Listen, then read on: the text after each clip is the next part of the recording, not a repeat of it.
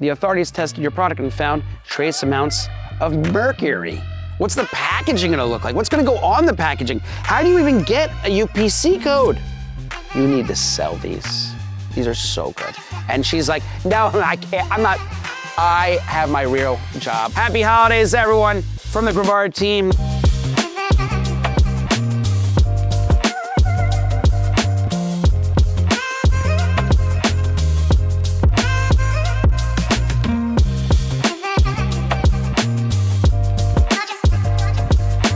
All right, today's brought to you by Crave Clean. I gotta tell you, I'm in love with this product.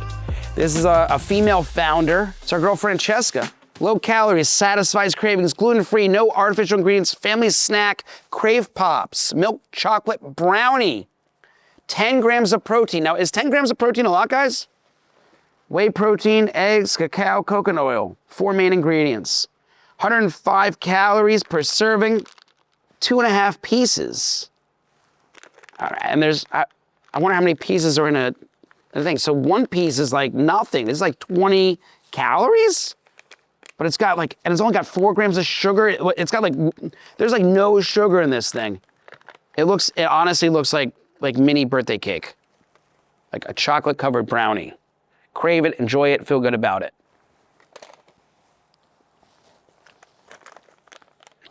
It's amazing. And it's from Coral Gables. I lived in Coral Gables. Crave Pops. It tastes like cake. Oh my God. White chocolate brownie too. Whew. Our girl Francesca, crushing the game. They're actually really filling too. Oh man, this is fabulous. They're all over all the gyms in Miami. They're on TikTok. I get it too. Wow. Crave Pops. All right, today we're talking about Christmas stuff. Shelf to Sleigh, here episode on the Grodega podcast. We're talking about how things get from the shelf to the sleigh to your stocking on Christmas, you know? Because there's a process. The stocking stuffer, so to speak, came from somewhere. And not all of them are, homemade, You gotta come from the store. And then how does it get on the shelf? And there's a whole process from A to Z, especially if it's international. And that's kind of our expertise here at Grovara. Now, as you remember, we are SBA Exporter of the Year for the state of Pennsylvania. Recognized for our expertise in exporting. It's a pretty cool place to be in the professional circuit, right? And we've seen a lot of things. And it's hard. It's hard to come up with as an entrepreneur. Like, let's talk about Francesca for a second. Who is this woman? Female founder. I can tell you, starting a company is very hard. First, you gotta come up with the product. What are you gonna sell? What are you gonna call it? Who's gonna make your website? What's your logo gonna look like? Who's gonna buy your product? How do you know you can make enough of it? What's the packaging gonna look like? What's gonna go on the packaging? How do you even get a UPC code? Where does that even come from? And then how do you know what the expiration date's gonna be? Like, do you have to wait like a year and then you're like, okay, it's now good, and every day you're trying a piece of it until you're like, it doesn't taste good or it looks moldy, or it's like how? And then like how do you know? And then where do you start selling it? Is it like mom, dad, farmer's market, local supermarket, regional market, QVC, global market? No, like what is the trajectory? Who do you hire? Who's your second hire? Who's your third hire? When do I need to worry about accounting and taxes and legal? How do I even incorporate a business? What does that even mean? Is there a benefit to incorporating in one place in another state? And like, how do I file taxes in that? And like, there's a regulatory and compliance I need to worry about. Like who's going to inspect my factory to make sure it's clean and that I can get approval to sell on a shelf? Do I even need approval to sell in a farmer's market? Or can I just go to a farmer's market and sell anything in a farmer's market? I don't even know. right? And these are all the questions that Francesca is asking. And that's not even a tip of the iceberg. I bet she's asking herself 1,000 other questions. We haven't even had one sale yet. So to be a CEO, founder, who brings a product to market, first off, you have to have tenacity. You gotta have a chutzpah, you know, cojones. And then you gotta go out and figure it out. And partner or find the people who have already figured it out, but it's an ever-evolving landscape. So who's perfected or mastered the game if the game keeps changing in real time and you're part of the conversation? So then you start getting into it, figuring it out. Francesca comes to market, and let's do a hypothetical here. Now, Francesca and Crave Pops are brand new, okay? Let's say Francesca is at a trade show. She's got to figure out which trade show she wants to go to. A trade show is like a place where people in the industry come together to show off their goods and services. And then people who are interested in those goods and services also attend that show to go solicit business. They're expensive, you gotta have a booth, you gotta bring products to the booth, you gotta man the booth, you gotta pay a union in some cases to set up and take down your booth. You gotta get a hotel to stay at if it's not in the city where you're from. There's so many logistics. It sounds exhausting just talking about all this, doesn't it? Like if I'm watching this, I don't want to bring a product. I don't want to. It sounds like a lot of work, but to some people, they just have that innate passion. Like Francesca's like, and you know what it is? It's not just Francesca. Guaranteed. Francesca's got a husband, or a mother, or a brother, or a cousin, or a friend who she made these for once at home. And they said, Francesca, these are so good. You need to sell these. These are so good. And she's like, no, I can't. I have my real job. I'm not going to sell my stuff. But if I did, I'd call them Crave Pops. And the friend is like, you have to sell. That's a great name. And then she's like, I don't even know where to begin. And then Francesca's like doodling at work one day and she comes up with like a cute little thing, or she sees something that inspires her and she's gonna copy it. And like, oh, I like that gold emblem. And she brings it to market. And now she's going around, and usually what ends up happening is people they'll start at they'll make their first batch and they'll buy bags at home or off Amazon, and they'll bag them themselves, and they'll put like a sticker on it, and they'll go to like a farmer's market and pay $25 to have a table. And they'll put all their stuff on, and they'll have a tray with samples on it, and people walk by and they're like, would you like to try my Crave Pop? And they're like, oh, wow, yeah, that's an attractive young lady. I don't want to talk to her and try her Crave Pop. And then they'll try it for literally an impulse purchase. And they're like, damn, this is really good. I'll buy 2 of these, and they'll buy them, they'll take them home, they'll tell their friends about it. And then Francesca's now comes home and she made a little bit of money. And she's gonna put that money into next week, where she's gonna buy more, and she'll come back with more, and she's gonna make a little bit more money. And now she's starting to think about, do I need insurance? Like, what happens if someone gets sick? Can I be sued? If she's smart, she's thinking that.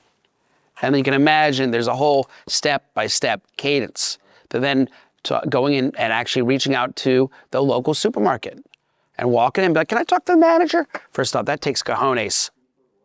Walk in and have such confidence, but she's first walked in. I guarantee she was nervous as heck. And she goes to the manager. The manager's like, yeah, I'll take a couple cases. Why not? I like you. You're cool. You're local. We'll put you on the shelf. And the manager puts the thing in, and she goes in and she walks around. And she's like, it's the day one. It's like the happiest day of her life. Like her child was just born. She's in there. She's like making sure everything's perfect. Puts it right on the shelf. And maybe she's like sitting around the corner, just like watching, waiting for people to walk by. She might stay 2 hours in the store waiting for someone just to come over. And if she's lucky, she'll get to see the very first person who bought her product. Now, let's pretend Francesca does have the full-on capacity, the manufacturer, full containers of Crave Pops. And I get this in the mail. I call her and I say, hey, Francesca, can you help me sell to your big buyer in Europe? And Francesca will be like, yeah, I want to sell to a big buyer in Europe. Let's start doing it. I'm like, I got a buyer in Spain who's interested. And I send samples to the buyer in Spain. The buyer in Spain loves it, buyer in Spain places a purchase order for 20 pallets of product. They want to go big. They want to be Crave Pops Spain. They want to go huge in Spain. I send the order in. Francesca, this is the happiest, this is the biggest order she's ever gotten. And she never thought in her life she'd see things in Spain. She maybe studied in Spain at some point. She's been to Spain. She loves Spain. And now her product's going to be on the shelf in Spain. It's a big day. And we're talking about millions of dollars of new business and a new market.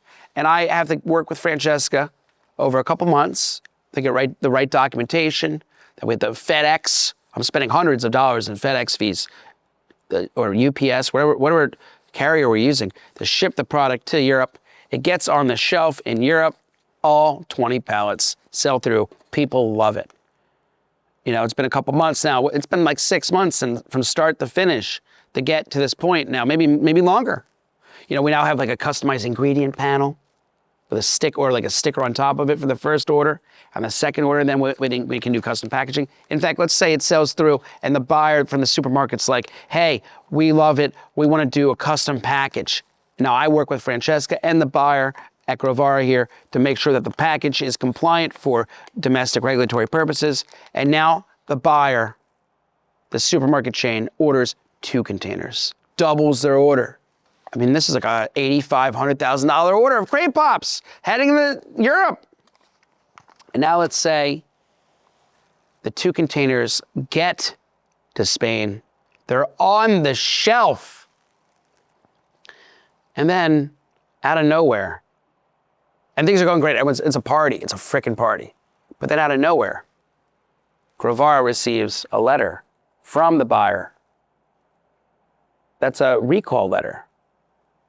We tested your product. The authorities tested your product and found trace amounts of mercury. We need to do a recall of your product. A heavy metal in our product? Not Crave Pops, or whatever product it is, but in this case, Crave Pops. And what happens? We go to Crave Pops, I call Francesca. Francesca, we got a huge problem. The 20 pallets have been recalled off the shelf, and they want to return the product because the authorities found trace amounts of mercury. And Francesca's like, there's no mercury in my Crave Pops. Peter, this is the cleanest product ever. And she goes back in, Francesca pulls up. There's a whole audit of her whole systems, which is an incredible undertaking. Hundreds of hours.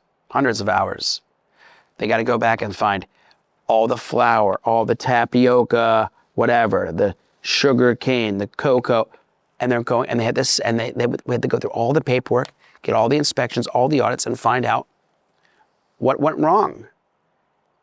And then they go back and they come back to us and they're like, hey, listen, we didn't find any problem. By that point now, we've received a couple samples of our own sent back, FedEx back to us that we paid for. So we can now run our own tests. And then we hire a lab, and Francesca hires a lab, and we send the products that came back to our own lab. And our own lab, weeks later, comes back to us and says, hey, there was no mercury in that. And then we go back to the Spanish or the European authorities, we say, rerun your test. And they rerun the test that we then have to pay for. And guess what? It comes back, it was a false positive for mercury. There was no mercury. And now it's been another 3 or 4 months. All the product that was over there is now all stale and needs to be returned. What do you do? And now there's a big press release, news paper article out there and all across Europe back, Crave Pops have mercury, even though they didn't. Crave Pops test positive for mercury, right? And they never even, it was all a fool's errand or something happened. Or what if it was like a monopoly or like the Hershey chocolate equivalent in Spain? I don't know what the big monopoly in Europe has an inside guy at the authorities and they knew what they were doing. And they maybe greased the palm to have a false positive happen because they knew that exactly this would happen and would just even though this was on track to do so well, this would just put a stick in the tire and just shut down the whole operation. Because it's global business. Those types of pitfalls happen all the day. Now I'm happy to say none of this has happened to Crave Pops. They're brand new on the platform, but I used them as my hypothetical for my example today. You can imagine the amount of work that goes into bringing a product to market. I can tell you that same exact scenario did happen with us here at Grovara with another one of our brands. $200,000 of Grovara resources spent, multiple trips to Europe, and a lot of FedEx packages for null, because there are a lot of challenges with come from bringing a product to market. There's a lot of challenges that come from bringing a product international. And I'm happy to say we've done all the heavy lifting over the last 15 years, took all the blows, learned from the mistakes, and built the proprietary, vetted, amazing B3B global wholesale trading technology, 24/7, 365 trade show that we call Grovara. In honor of the holiday spirit, you know, good old Saint Nick, we don't have him around today, but we do have something I think that's better than Santa Claus. It's Harshey. Harshey, come on down here, get in here. Happy holidays, everyone, from the Grovara team. This is, thank you. Is this for me? Yeah, this is for you, Peter. Harshey, Holiday. Harshey, are you doing anything fun for the holiday? I am not. I will be cooking carrot cake. Cooking carrot cake. I'll be baking it. So. Nice, dude. Yeah. Do you want Santa to bring you anything special this year? Just happiness. Happiness, nice. Just happiness. Nice. Yeah. You heard it here first. Have a great holiday season. Thanks for subscribing and being our friend here at the Grovara Grodega podcast. Like, comment, subscribe. Always go global here at the Grovara Grodega podcast.